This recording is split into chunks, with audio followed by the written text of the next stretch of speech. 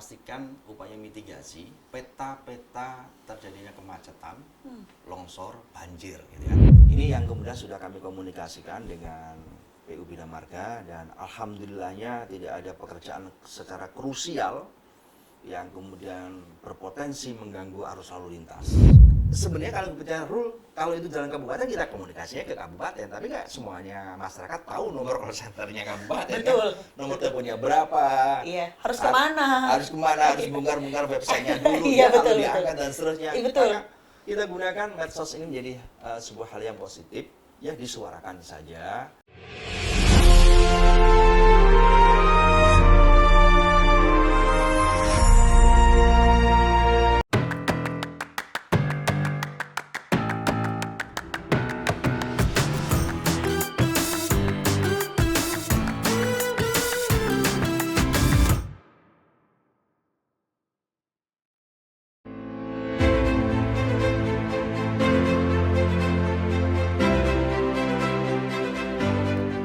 Tradisi mudik merupakan rutinitas tahunan yang dilakukan oleh mayoritas masyarakat Indonesia menjelang Hari Raya Idul Fitri. Jutaan masyarakat diprediksi akan kembali ke kampung halaman masing-masing untuk merayakan Hari Raya bersama keluarga. Di Jawa Timur, arus mudik diprediksi akan mengalami peningkatan dan menjadi salah satu simbol utama pergerakan pemudik di Pulau Jawa. Dalam menghadapi hal ini, DPRD Provinsi Jawa Timur terus melakukan upaya percepatan dan pengawalan melalui koordinasi lintas dinas dan juga OPD, guna memastikan kesiapan infrastruktur menjelang arus mudik. Namun, tidak sedikit keluhan dari para pemudik saat berada di perjalanan menuju ke kampung halaman, salah satunya yang ada di Jawa Timur. Mulai dari akses jalan yang rusak, penerangan jalan yang kurang maksimal, hingga kemacetan panjang yang terjadi di sejumlah titik. Banyak yang lubang, terus banyak lampu-lampunya itu loh mas, kadang kurang madang. Sering kan kalau pemudik naik motor biasanya melewati bengi, lewat malam, lebih bisa jalur cepat maksudnya gitu. Tapi ternyata ini lubang bolongan jalan itu banyak banget ya mas. Jadi ya keluhan-keluhan pemudik biasanya pemotor itu lubang gitu. Meskipun motor biasanya bisa kayak nyalip di ganggang tikus ya, ternyata jenenge jalan itu yang utama. Apalagi kalau malam tuh lampu-lampu itu kurang padang gitu mas. Pesan-pesan buat pemerintah lah itu belum, supaya diperhatikan jalan-jalannya, terus lampu-lampunya. Kayaknya memang di tahun ini pemudik yang naik motor pengennya cepet itu terganggu dengan masalah jalan dan juga ini macetnya itu mas. Paling ini sih mas, banyak juga ya jalan-jalan yang rusak gitu kan. Kadang-kadang kan ini bareng sama musim hujan mas. Jadi kalau ada genangan tuh kadang-kadang nggak tahu kalau berlubang seperti itu. Apalagi kalau malam tuh bahaya tuh.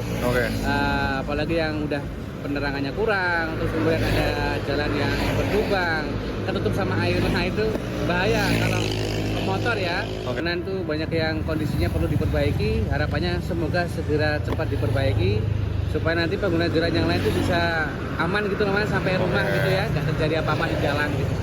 Kondisi ini tentu menjadi perhatian serius, mengingat keamanan dan kenyamanan pemudik menjadi prioritas yang paling utama.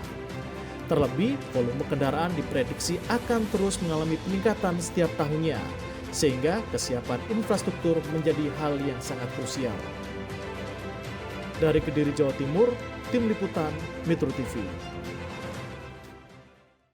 Hari Raya Idul Fitri sudah di depan mata, tradisi mudik dinanti saat Lebaran. Halo pemirsa, podcast Suara Jatim kembali menyapa. Kali ini kita mengulas infrastruktur aman untuk mudik yang nyaman. Pemirsa, kalau kita berbicara terkait Hari Raya Idul Fitri ini selalu identik dengan mudik, dan diperkirakan di tahun ini Jawa Timur ini ada peningkatan jumlah pemudik masyarakat yang akan pulang ke kampung halaman. Ini yang menyebabkan akhirnya Jawa Timur ini menjadi salah satu simpul pergerakan pemudik di Pulau Jawa. Nah, ketika kita berbicara arus mudik, maka yang berkaitan erat adalah bagaimana kondisi infrastruktur jalan. Ini tidak hanya menunjang bagaimana kelancaran arus lalu lintas, tapi juga memastikan bagaimana mudik yang aman dan nyaman bagi masyarakat Jawa Timur. Nah, kita akan mengulas seperti apa kesiapan infrastruktur jalan di Jawa Timur, bagaimana peran pengawasan yang dilakukan oleh DPRD Provinsi Jawa Timur, Di ngode kali ini pemirsa atau ngobrol bareng Dewan sudah bersama saya ada dari Komisi D DPRD Provinsi Jawa Timur fraksi Nasdem. Beliau ini khususnya untuk di Dapil 8 Kabupaten Kota Kediri. Ada Bapak Husnul Arif. Selamat sore Mbak Belinda. Sore, Bapak. Sehat? Assalamualaikum. Waalaikumsalam. Ini nuansanya puasa ya, Iya, Bapak. betul. Semoga lancar ibadahnya. Amin. Amin. Mbak Belinda juga puasa. Ini puasa yang keberapa ini sudah? Ini sudah detik-detik ya. 10 malam terakhir ya Pak kita Iya. nyebutnya. Pak, sebelum masuk kita ke Iya. pembahasan yang cukup dinanti sama masyarakat, Iya Mbak Belinda. Pak Arif biasanya gimana kalau tradisi setiap tahun Lebaran ada jadwal mudik? Ya alhamdulillah mudik masih terus Mbak Belinda. Apalagi tahun ini kayaknya teman-teman dari SMP ada mau kegiatan reuni ini. Saya Sudah tidak mudik. Mudiknya kemana nih Pak Arif? Mudiknya ke Lamongan. Hmm, Lamongan, 20 tahun yang lalu lah saya berada di Kediri ini. Dan kalau mudik, Lamongan. ada tradisi khusus nggak Pak sama keluarga yang dilakukan kalau Lebaran? Ya sama pada umumnya sih, nggak ada yang spesial atau tertunda. Pada umumnya sama, silaturahim ke keluarga besar, ke handai tolan, ke teman-teman, ya sama seperti ini, lepas kangen lah. Kalaupun ada beberapa insidentil, ya momentum seperti harla, haul, itu aja sih Mbak. Jadwalnya semakin padat. Tentunya begitu. Semakin padat. Kalau di Komisi D Pak, kalau mau jalan-jalan Lebaran biasanya makin padat atau justru berkurang? Ya, Komisi D terakhir beberapa hari yang lalu kita melakukan koordinasi rapat kerja dengan PU Bina Marga dan Dinas Perhubungan kebetulan di Kediri. Setelah sebelumnya juga kita lakukan di Madiun terkait dengan kesiapan jelang mudik Lebaran dan menghadapi arus balik nantinya. Dan kalau tidak ada perubahan Mbak, besok kita juga dari Komisi D akan meninjau kesiapan beberapa pos termasuk yang ada di Pasar Turi, di Tanjung Perak, yang ada di Terminal Bungurasih, bagaimana kesiapan angkutan jalan menuju Lebaran kali ini. Ada alasan khusus Pak, titik-titik itu yang dipilih? Tentunya ini titik sentral Mbak ya, kalau di Pasar Turi, stasiun Pasar Turi pasti kereta api yang begitu padat jalurnya. Kemudian di Tanjung Perak terkait dengan kepelabuhanan, di Bungurasih terkait dengan armada bus atau armada angkutan darat. Nah, jadi angkutan darat ini tentunya semakin mendekati Lebaran, pastinya akan semakin tinggi intensitasnya. Jadi kita ingin melihat secara langsung kesiapan dari Dinas Perhubungan, kesiapan dari Pemprov Jawa Timur dalam menghadapi mudik 2026 tahun ini, Mbak. Oke. Nanti kita bedah satu persatu terkait nanti rencana seperti apa kesiapan mudik di Jawa Timur. Iya. Tapi kalau dilihat dari secara keseluruhan sejauh ini Pak Arif seperti apa? Apakah sudah cukup siap menerima jutaan masyarakat? Iya, betul sekali Mbak Belinda bahwa populasi atau arus mudik ya atau arus pergerakan secara nasional memang kalau dibandingkan 2025-2026 secara nasional ada penurunan 1,75% ya. Tapi kalau kita mau melihat ratingnya, Jawa Timur ini kita bicara asal pergerakan ada di peringkat 3 setelah Jawa Barat, DKI baru Jawa Timur. Itu setidaknya ada 15,61 juta. Kemudian tujuan pergerakan ini lebih tinggi lagi Mbak. Ya, tujuan pergerakan Jawa Timur ada di peringkat 2 setelah Jawa Tengah, itu ada 24,9 juta. Yang menghadapi arus pergerakan baik asal maupun tujuan ini, bagaimana kesiapan Provinsi Jawa Timur, mungkin begitu ya. Iya. Sebuah persiapannya matang, insya Allah sudah dilakukan oleh mitra kerja kami, baik dari Dinas Perhubungan maupun Dinas Bina Marga, PU Bina Marga. Akan tetapi dengan segala dinamikanya, kami berharap seluruh mitra kerja tidak terlena. Upaya antisipatif, mitigatif, rekayasa lalu lintas, koordinatif dengan pihak-pihak stakeholder yang berkepentingan di situ harus terus dilakukan. Meskipun segala sesuatunya sudah kita siapkan dengan matang, tapi dengan segala bentuk dinamikanya tahun-tahun kemarin, tahun-tahun sebelumnya ada saja sesuatu yang baru. Nah ini maka perlu upaya-upaya lain, upaya pencegahan, upaya antisipatif maupun mitigatif. Kalau dibilang siap, Pemprov siap. Pemprov siap. DPRD Provinsi Jawa Timur dalam hal ini Komisi D siap juga untuk membersamai mitra kami untuk memastikan memberikan pelayanan yang bagus buat masyarakat yang ada di Jawa Timur khususnya. Ini artinya berarti Komisi D sudah memaksimalkan fungsinya untuk mengawal teman-teman dari eksekutif melaksanakan tugasnya dengan baik. Insya Allah begitu, Mbak.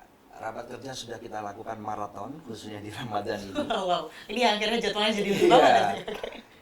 Kita komunikasi dengan pihak terkait, tidak hanya mitra kami, tapi kemudian ada pihak dari pemerintah daerah kabupaten kota.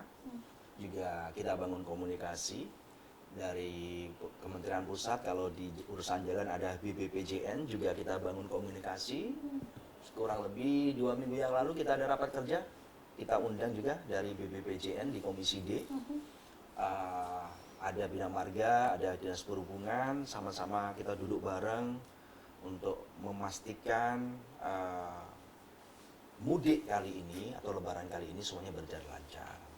Upaya-upaya kesiapannya, kemudian termasuk antisipatifnya, beberapa titik yang kemudian rawan longsor, rawan macet, rawan kecelakaan, sudah dipetakan sedemikian rupa. Tapi sekali lagi Mbak, segala bentuk ikhtiar kita, nggak kemudian kita terlena. Kita sudah ikhtiar, tapi kita harus tetap siaga.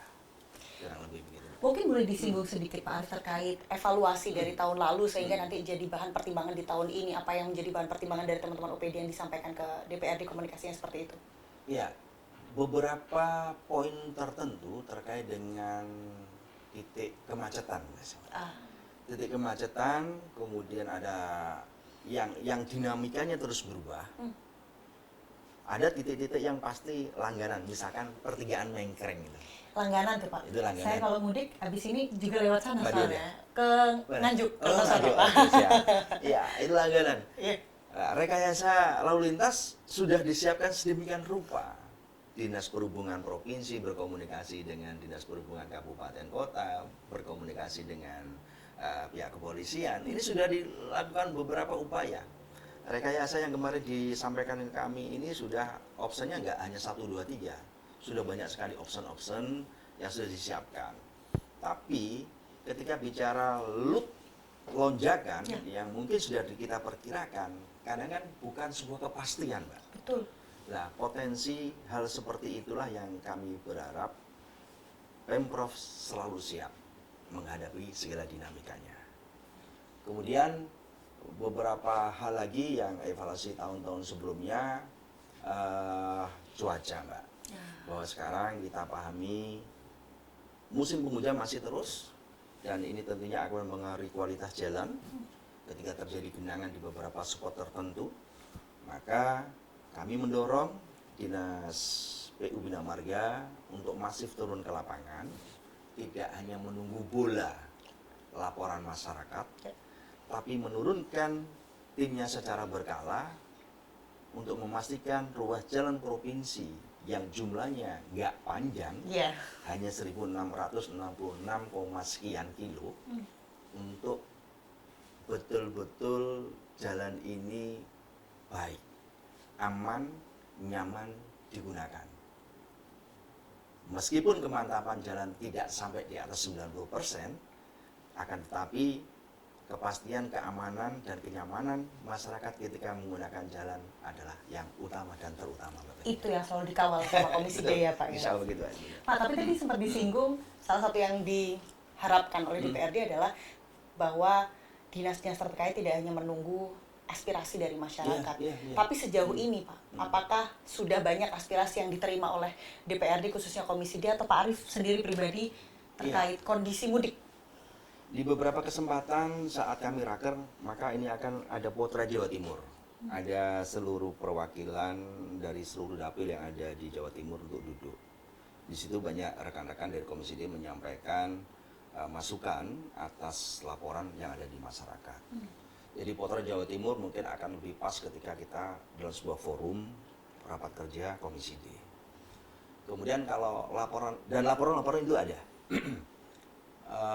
Laporan-laporan itu pun update. Kalau kita bicara jembatan, jalan ini kan hampir selalu update, Mbak. Iya. Karena sesuatu yang kasat mata dilihat oleh masyarakat. Masyarakat juga menggunakan sehari-hari ya Pak.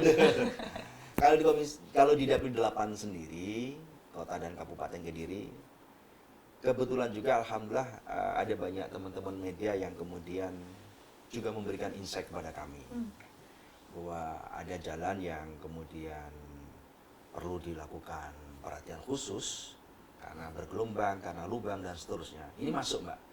Tidak hanya dari teman-teman media, ada beberapa perangkat desa yang alhamdulillah sudah kami jalin khususnya di ruas jalur provinsi karena nggak banyak. Di Kabupaten Kediri ini hanya sekitar 79,3 kilo saja. Jalan provinsi ya? Jalan provinsi yang ada di kota Kediri hanya 9, something kilo aja, nggak sampai 10 kilo. Maka komunikasi kami tentunya jauh lebih mudah. Jauh lebih mudah. Jadi misalkan kalau di Kediri ada batas kota Kediri, Kandat sampai Kecamatan Ringin-Rejo. Itu jalan provinsi. Jalan provinsi. Ya, di situ saya cukup komunikasi dengan kepala desa yang dilalui itu dan sudah kami bangun itu komunikasi itu. Sudah kami duduk bersama juga antara kepala desa yang di jalur provinsi itu dengan PU Bina Marga. Pun demikian dari batas kota Kediri menuju Pare. Ada Gura. Kecamatan Gura di situ sampai Patung Garuda, Pare itu nanti ada beberapa ruas protokol, jalan protokol itu ada yang miliki kabupaten, ada yang dimiliki provinsi. Masih ke timur nanti ada Kecamatan Badas, ada beberapa desa yang dilalui jalur provinsi, seperti ada Desa Sekoto, Desa Beringin. Nah ini insya Allah seluruh kepala desa yang dilalui jalur provinsi sudah kami ajak diskusi, Mbak. Jauh-jauh sebelum puasa ini, Pak? Betul. Iya. Sudah kami ajak diskusi dan tidak ada dengan PJJ Bina Marga. Di lain kesempatan saya undang juga itu Dinas Perhubungan. Kaitannya dengan PJU misalnya. Secara terpisah berarti ya, Pak? Betul. Saya duduk bersama. Jadi saya minta responnya ketika ada kendala di lapangan. Supaya cepat kami tangani. Betul. Dan prakteknya Mbak Belinda dengan komunikasi seperti itu, alhamdulillah keluhan yang terjadi di jalur atau ruas provinsi minim. Tidak hanya sekali lagi tidak hanya pemerintah desa, tidak hanya jurnalis, tapi juga masyarakat ini akan mudah terkomunikasi. Ya kita berharap semakin hari semakin mantap, semakin tipis terjadinya gangguan, kemudian masyarakat menggunakan jalur provinsi khususnya ini akan semakin aman nyaman. Pak, tapi ada nggak sih secara langsung Pak Arief berdialog dengan masyarakat, aspirasi masyarakat terkait mudik di tahun ini apa saja? Kalau untuk mudik secara langsung ya, jadi tidak hanya kita bicara jalan tapi kita bicara mudik gitu ya. Mudik ada beberapa masyarakat yang kemudian ingin memastikan bahwa saat menggunakan PO atau transportasi darat itu batas atas tarif. Nah ini kaitannya dengan tarif yang menjadi sorotan. Kemudian yang kedua kaitannya dengan keselamatan ketika menggunakan kendaraan darat, Mbak. Ada kendaraan umum ya.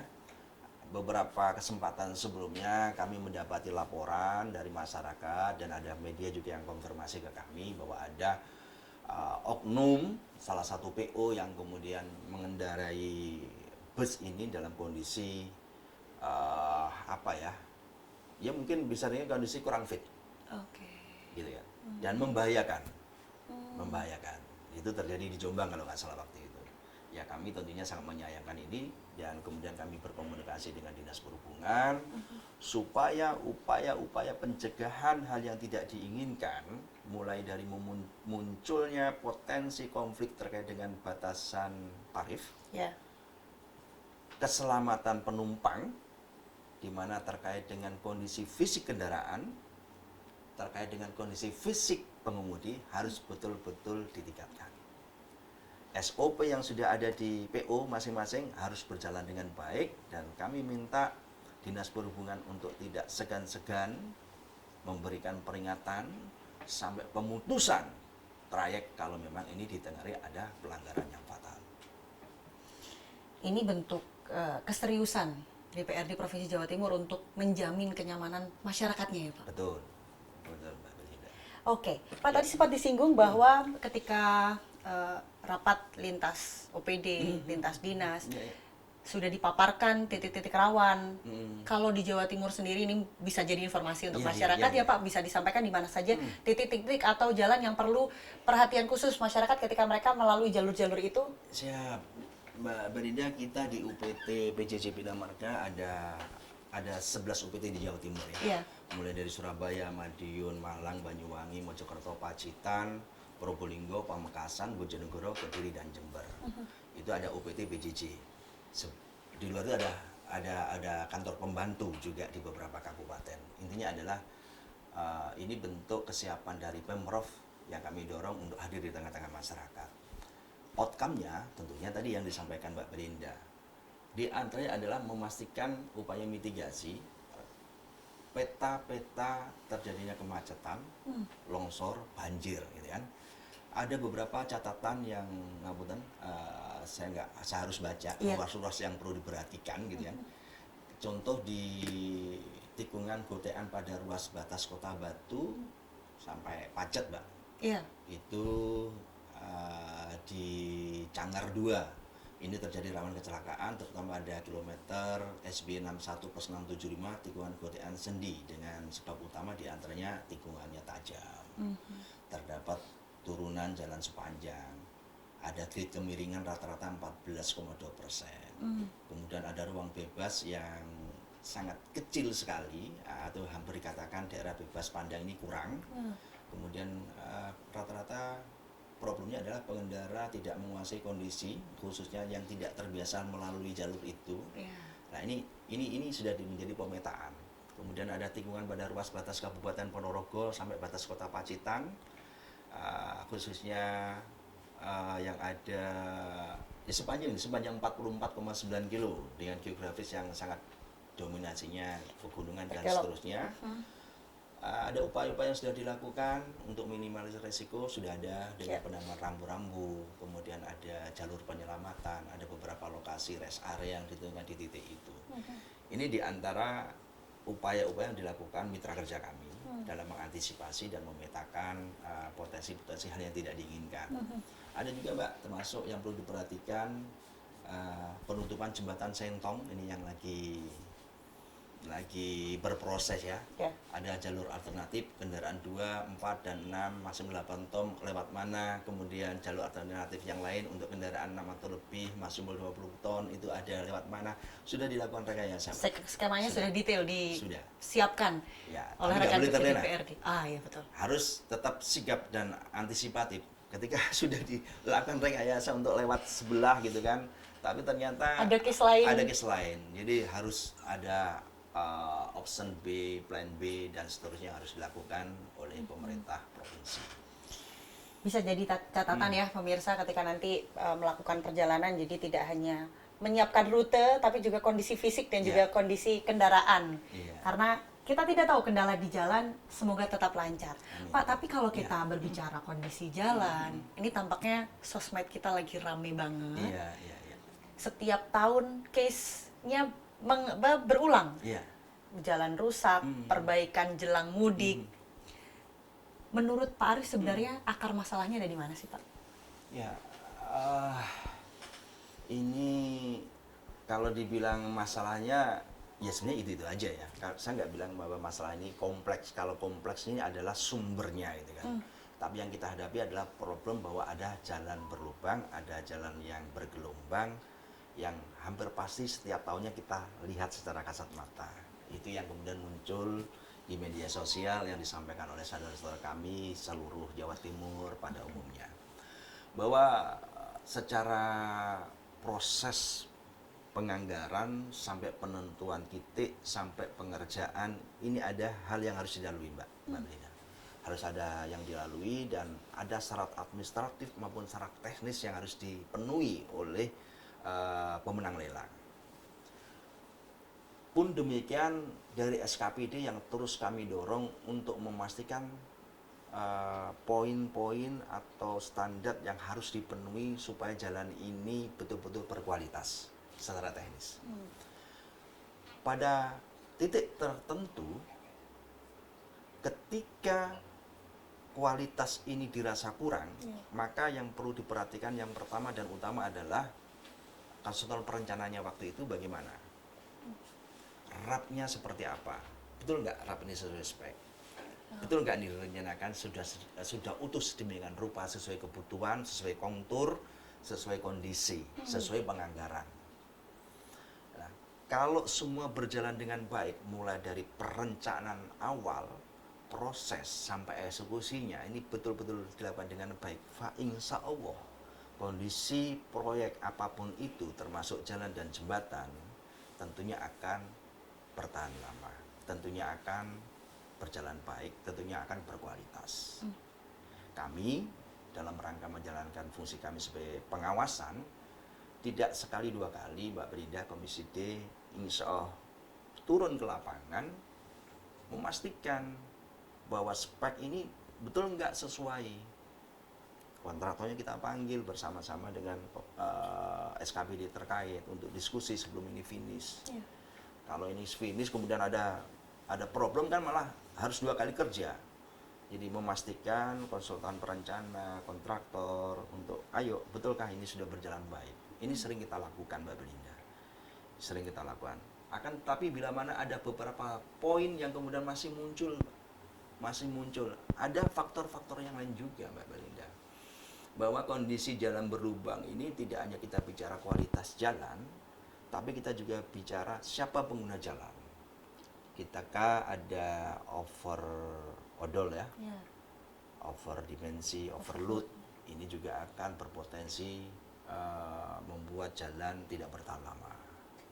Saluran drainase yang tidak bagus sehingga muncul genangan juga akan memunculkan potensi kerusakan jalan.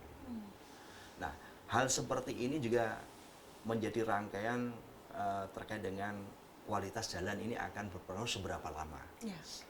Gitu kan. Yeah. Maka besar harapan kami seluruh pihak, jadi tidak hanya Bina Marga, Dinas Perhubungan, tidak hanya Pemprov, tapi juga kabupaten kota, pengguna jalan, sama-sama kita jaga.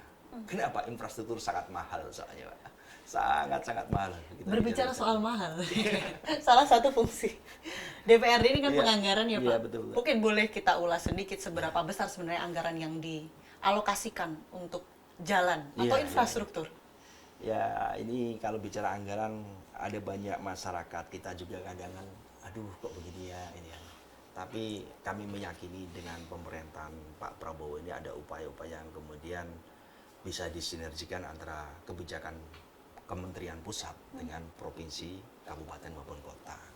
Secara umum kita pahami bersama bicara infrastruktur, tidak hanya provinsi, tidak hanya kabupaten, desa pun juga susah membangun ini, Pak. Iya. PU Bina Marga, seingat saya di tahun 2025 yang lalu setelah perubahan itu anggarannya menjadi 1.370 miliar. Kalau itu bicara gede, ya relatif. Karena kita hanya mengampus 1.666, ya sampai 1.667 ya, 1.666 kilo. Kemudian 15.000 panjang jembatan, 15.000 something. Anggaran dibutuhkan segitu. Kemudian ada Dinas Perhubungan yang saat itu 2025 yang lalu sekitar 970 miliar. Ruas jalannya sama. Nah, di antaranya yang berbeda mungkin kita bicara tambahnya dengan Bina Marga itu ada pelabuhan yang kemudian tidak ranahnya Bina Marga. Oh. Kemudian ada Abdurrahman Saleh, kemudian ada Transjatim dan seterusnya, ada Translaut dan seterusnya, itu anggarannya sampai sekitar 970 miliar. Di tahun 2026 ini saya belum update perkembangannya di Banggar Pak ya, tapi seingat saya ada angka hanya sekitar 402 miliar PU Bina Marga. Artinya itu berkurangnya sekitar berapa itu Mbak? 900-an ya, Yep. atau 70 sekian persen. Yep. Lantas apakah akan menyurutkan semangat kami di legislatif, di Komisi D? Tidak. Apakah menyurutkan semangat teman-teman dari PU Bina Marga? Rasanya tidak.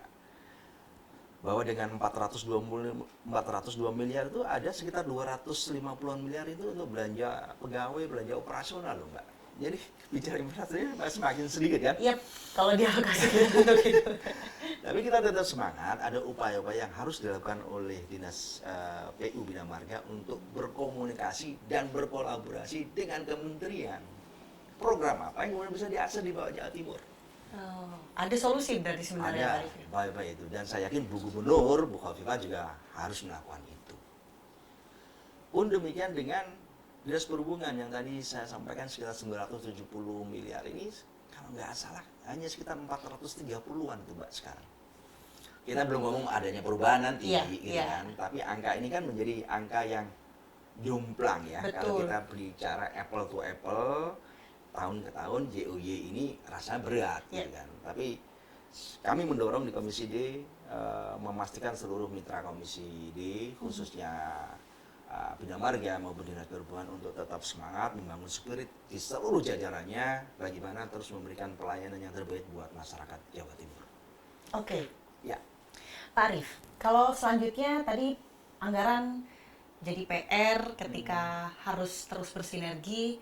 Ketika kita berbicara fungsi lain dari DPRD adalah pengawasan ya, untuk memastikan semua proyek tahun ini. Khususnya mungkin kita berbicara soal rencana mudik ini ya Pak ya. Kira-kira seperti apa Komisi D melakukan pengawasan kepada eksekutif untuk memastikan semua berjalan dengan baik sesuai rencana? ya. Selain tadi yang sudah kami sebutkan, kami melakukan rapat kerja secara maraton di Ramadan ini, Mbak. Kami juga menghimbau dan mendorong bahwa seluruh pekerjaan yang sifatnya fisik untuk Bina Marga, apakah itu pengerasan, apa itu pengerjaan rutin penambalan, ini harus selesai paling lambat H-7 harus selesai semua ini, supaya nanti ketika proses berjalannya arus mudik ini tidak kemudian terganggu. Ya. Pengennya membantu tapi justru mengganggu karena ada pengerjaan, Iya. gitu kan. Ini yang kemudian sudah kami komunikasikan dengan PU Bina Marga, dan alhamdulillahnya tidak ada pekerjaan secara krusial yang kemudian berpotensi mengganggu arus lalu lintas. Oke. Justru dominasinya adalah memastikan kesiapan. Contoh, ada beberapa spot, tidak hanya spot rest area itu tidak kemudian hanya Dinas Perhubungan. Bina Marga juga ada rest area, ada pos-pos jaganya. Bahwa selain di UPT yang tadi saya sebutkan 11 itu, teman-teman Bina Marga juga ada kesiapan, bahkan pos-pos titik alat beratnya ini sudah di-prepare-kan, Mbak. Ada di titik mana itu sudah, di pos mana itu sudah. Ini upaya antisipatifnya. Jadi bahkan kemarin kami berdiskusi, teman-teman Bina Marga juga ada piket secara berkala untuk liburan ini. Jadi itu dari kesiapan, termasuk ketika bicara infrastruktur, selain kami visit di lokasi untuk melakukan checking di lapangan, Mbak ya, kondisinya apakah sesuai dengan RAP, apakah sesuai dengan yang direncanakan. Kami juga berupaya masif berkomunikasi dengan dinas ini, membangun komunikasi dengan masif ini, supaya hal-hal yang tidak diinginkan tidak terjadi. Amin. Semoga itu bisa jadi harapan kita bersama. Amin. Ya, Pak. Tapi kalau kita melihat realitasnya, Iya, Pak iya. Arif, Iya. salah satu keluhan masyarakat yang kayaknya berseliweran lah di FYP ya, bahasa Iya. anak-anak sekarang, Pak Arif, terkait keluhan masyarakat. Kalau kita berbicara jalan yang rusak, meskipun sudah secara berkala, saya yakin Komisi D terus-menerus Iya, melakukan iya. pengawasan, tapi realita di lapangan kan kadang berbicara berbeda ya Pak ya. Iya. Ketika menemukan jalan yang berlubang, masyarakat ini bisa berkeluh kemana sih Pak? Ya, jalan berubah. Ini Mbak Belinda, jalan ini kita bagi, jadi biar sama-sama memahami konstruksinya, bahwa ini ada jalan nasional. Jalan nasional yang diampu oleh pemerintah pusat. Tadi saya sampaikan di Jawa Timur itu kurang lebih ada berapa ya, 2000, sebentar Mbak Iya. Belinda, ada 2261 km. Ini jalan yang nasional. DPBCN Ya. di Jawa Timur. Kemudian provinsi ada 1666, sekian. Ya. Nyaris 1667 lah. 1666,9 saya. Kemudian ada jalan kabupaten, Mbak Belinda. Kabupaten ini tentunya dominasinya jauh lebih Besar, panjang, lebih panjang. jauh lebih luas. Angkanya juga lebih gitu besar, kan. ya. Pun demikian ketika kita bicara jembatan yang diampu oleh provinsi itu hanya sepanjang 15.250 meter. Dari total panjang jembatan di beragam kabupaten, di 38 kabupaten kota yang ada di Jawa Timur tentunya akan besar. Maka yang menjadi konsentrasi selama ini rata-rata adalah jalan yang diampu oleh kabupaten kota. Ya. Kenapa? Luasnya lebih panjang, potensi resikonya pasti lebih besar, gitu kan? Maka ketika ada saudara-saudara kami yang kemudian berkeluh kesah terkait dengan kondisi jalan, terus suarakan. Kalau kami menginginkan itu, Mbak Belinda, suarakan. Tinggal kita menyampaikannya kemana. Sebenarnya karena kan masyarakat nggak tahu, Mbak, ini jalur provinsi, ini jalan kabupaten, ini Bahasanya jalan tutup kota. mata lah kalau mereka taunya jalannya rusak begitu kan. Pak? Iya. Iya. Ya, yang kami lihat Kasat Mani adalah rusak. Iya. Yang bertanggung jawab adalah pemerintah.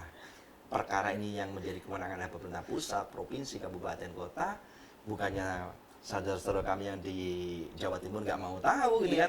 Tapi yang kita lihat ya apa yang di depan mata ini kita suarakan. Dan itu boleh sah-sah aja, Mbak. Maka sebenarnya kalau bicara rule, kalau itu jalan kabupaten kita komunikasinya ke kabupaten, tapi nggak semuanya masyarakat tahu nomor call centernya kabupaten. Betul. Kan? Nomor teleponnya berapa? Iya. Harus kemana? Harus bongkar-bongkar websitenya dulu, Iya, ya, betul, diangkat betul. dan seterusnya. Iya, betul. Maka kita gunakan medsos ini menjadi sebuah hal yang positif, ya disuarakan saja. Harapannya nanti silakanlah kalau di situ biasanya kalau FYP kan pasti ada mentionnya. Kalau posting ada mentionnya ya disampaikan ke dinas terkait hashtagnya atau mentionnya. Kami menilai itu adalah masukan, jadi tidak kemudian kita tutup mata tutup telinga, bahwa yang tahu persis kondisi sejatinya adalah masyarakat yang ada di lapangan secara langsung. Maka masukan ini pasti kami anggap masukan positif. Dan ketika kami temui masukan ini entah dari media sosial, entah dari masukan masyarakat, dari perangkat desa, kalau itu jalur provinsi enak banget buat kami untuk berkomunikasi secara langsung. Kita komunikasi secara langsung seperti janjinya gubernur, 1 kali 24 jam, lubang diselesai. Itu possible ya, Pak? Possible. Dalam berlubang ya, possible. Dan ini sudah terjadi, sudah ada realisasinya. Kemudian kalau jalur atau jalan ini adalah jalan yang diambil oleh pemerintah pusat, ya kami berusaha bisa berkomunikasi dengan pihak terkait, BPPJN. Mungkin Mbak Belinda dengar yang kemarin di Jombang. Iya. Ya banyak begitu kelihatan, mungkin kita jalan biasa nggak begitu kelihatan menghindari mobil atau motor, tapi begitu tidak tahu itu di drone atau apa itu sehingga tampak dari atas, kelihatan parah. Parahnya rusak. Nah akhirnya Bu Khofifah berkomunikasi dengan BPPJN dan alhamdulillah kan sudah teratasi. Di Kediri ada ruas jalur Jalan Hasanuddin, Imam Bonjol yang saat ini masih proses perbaikan di BPPJN. Nah upaya kami berkomunikasi BPPJN supaya itu menjadi perhatian. Pun demikian ketika terjadi jalan yang diampu oleh kabupaten atau kota mengalami kerusakan, kami ada kolega legislatif yang ada di kabupaten kota, kami suarakan, kami komunikasikan. Pun demikian kami mendorong dinas terkait, Bina Marga Provinsi Jawa Timur untuk bekerja sama, untuk berkomunikasi, untuk berkoordinasi juga dengan dinas PU yang ada di kabupaten kota. Ya, kalau selama komunikasi ini berjalan baik, koordinasi berjalan dengan baik, saya yakin segala bentuk tanda kutip kita bicara halangan atau sesuatu yang tidak kita inginkan ini bisa ada jalan keluarnya dengan cepat gitu Mbak Belinda. Ini kalau komunikasinya baik ya, Ya. Pak. Harus baik dong. Harus baik. Tapi kalau misalkan ini case-nya adalah ketika masyarakat sudah bersuara, sudah FYP, sudah viral di mana-mana videonya, tapi nyatanya masih belum ada respon dari pemerintah terkait. Apa yang harus dilakukan oleh masyarakat? Ya. Ada banyak hal Mbak ya. Kita ketika di media sosial sudah sudah FYP, sudah viral, kemudian teman-teman media juga sudah membantu ngawal pemberitaan misalkan, tapi kok dari pemerintah setempat ini belum ada proses perbaikan, ya ada beberapa potensi kejadian. Satu, betulkah ini sudah ditangkap oleh pemerintah yang mengampu? Gitu kan. Jangan-jangan nggak sampai ini, Mbak. Oke. Nggak sampai. Nggak sampai gimana? Loh, ini bukan jalan provinsi, misalkan begitu. Ini bukan jalan kabupaten, loh, tapi jalan nasional, misalkan begitu. Betulkah itu sudah terkonfirmasi ke yang ngampu jalan? Dan yang lebih pas memastikan adalah harusnya sudah ada statement dari siapapun itu, baik legislatif maupun eksekutif. Oke, Ya, untuk bahwa- memastikan ini jalan siapa dulu gitu Iya, ya Pak ya? artinya bukan bahwa ini sudah terfollow up. Oh, baik. Saya khawatir tidak berjalan karena belum terkomunikasi sehingga belum terfollow up. Tapi kalau sudah ada kebijakan, sudah ada statement dari pemerintah setempat, meskipun taruhlah jalur provinsi, Ya. tapi ini terkomunikasi oleh pemerintah kabupaten kota, maka harusnya kan terkomunikasilah ini ke pemerintah provinsi, gitu kan? Selama ini sudah diterima oleh provinsi, saya yakin ada follow up. Tapi ketika ini kok kemudian tidak terfollow up, jangan-jangan yang ngampu jalan nggak tahu, gitu Mbak. Maka yang perlu dikomunikasikan adalah, ketika ini sudah viral, ayo dimention lah dinas terkait, dewan terkait. Tanggung jawab pemerintah bicara jalan ini sesuai dengan Undang-Undang Nomor 22 Tahun 2009 terkait dengan lalu lintas yang memastikan keamanan dan kenyamanan jalan ini pemerintah. Ada pidana di situ kalau kemudian tidak Yang dilakukan. mengancam. Iya dong, Mbak. Ada unsur pidananya. kalau Tingkatannya kemudian- apa saja Pak Arif? ada beberapa tingkatan mulai dari kerusakan, kemudian kecelakaan ringan luka ringan. sampai meninggal dunia. Ada poin-poinnya itu Mbak Belinda. Bisa dipidanakan ketika memang tidak merespon. Betul. Sebentar Pak ya, saya mumpung ingat. Mumpung ingat boleh. Ini bisa Boleh ingat, jadi Pak, ya? edukasi, boleh Pak. Biar masyarakat juga paham bahwa Iya, itu hak iya. kami untuk mendapatkan jalan yang nyaman. Betul, Mbak. Coba ini, saya coba baca. Pasal 273 Undang-Undang Nomor 22 Tahun 2009 tentang lalu lintas angkutan jalan. Di antaranya saya baca poin to poinnya ya. Iya. Setiap penyelenggara jalan yang tidak dengan segera dan patut memperbaiki jalan yang rusak yang mengakibatkan kecelakaan lalu lintas sebagaimana dimaksud pada pasal 24 ayat 1 sehingga menimbulkan korban luka ringan dan atau kerusakan kendaraan dan atau barang dipidana dengan penjara paling lama 6 bulan. Ini ringan. Kemudian berikutnya, dalam hal perbuatan sebenarnya dimaksud pada ayat 1 tadi mengakibatkan luka berat. Nah, ini agak berat, Mbak. Pelaku dipidana dengan pidana penjara paling lama 1 tahun atau denda paling banyak 24 juta. Berat. Dalam hal perbuatan sebenarnya dimaksud pada ayat 1 mengakibatkan orang lain meninggal dunia. Nah, Mbak, pelaku dipidana dengan pidana penjara paling lama 5 tahun atau denda sebanyak 120 juta. Nah, jelas ini aturannya. Itu Mbak. Jadi kita sudah ada regulasi yang sudah menentukan ini. Tinggal kalau ini ada keteledoran dari pemerintah setempat terkait dengan lalu kondisi jalannya nggak bagus dan menyebabkan kecelakaan tadi, itu tanggung jawabnya penyelenggara jalan. Siapa penyelenggara jalannya? Jadi mari kita kawal bersama Iya begitu ya dong. Pak Arif Iya, ya. betul Pak, betul. Kalau kita berbicara hak kita menggunakan jalan. Iya. Pak, tapi kita kembali ke mudik ya. Ya. Ini sudah banyak catatan untuk masyarakat difahami bahwa kita punya hak, ada aturan yang mengikat, kita boleh terus bersuara karena memang itu hak kami untuk bersuara asal bijak dan sesuai Iya, kepada siapa kita bersuara. Pak Arif, ketika nanti kita berbicara kesiapan Provinsi Jawa Timur, Iya. pengawasan sudah dilakukan, anggaran sudah dimaksimalkan, apa pesan Pak Arif untuk para masyarakat Jawa Timur yang akan pulang ke kampung halaman ini? Ya, tentunya saya mengucapkan pertama selamat bersilaturahim dengan keluarga, selamat merayakan Hari Raya Idul Fitri buat saudara kami yang ada di Jawa Timur khususnya. Pesan yang mungkin bisa saya sampaikan, bagaimana nanti ketika panjenengan semua pulang kampung, mudik sampai balik, pastikan kondisinya jenengan fit, pastikan kondisi kendaraan yang jenengan gunakan juga fit maupun baik, berkendara dengan baik, hati-hati di jalan. Tujuan kita pulang kampung untuk bersilaturahim, bercengkrama dengan keluarga. Jangan sampai ternoda dengan hal yang kemudian tidak kita pedulikan ketika berada di jalan raya. Ini adalah agenda rutin, sambung silaturahim adalah hal yang baik. Ayo sama-sama kita jaga proses perjalanan pulang kampung maupun balik dengan baik. Gitu, Mbak Frida. Terima kasih banyak Pak Arief untuk edukasinya ya. Paling penting kayaknya hari ini poin kita. Terima kasih juga sudah mengawal seluruh program agar bisa nyaman dirasakan oleh masyarakat.